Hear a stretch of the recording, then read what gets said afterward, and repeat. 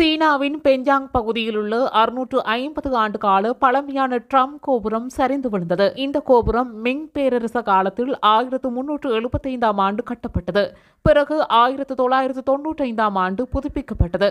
சுற்றுலா பயணிகளும் பலரும் வந்து செல்லும் இடத்தில் அமைந்துள்ள இந்த கோபுரம் சரிந்து விழுந்ததில் யாருக்கும் பாதிப்பு இல்லை என்று அரசு அதிகாரிகள் தெரிவித்துள்ளனர்.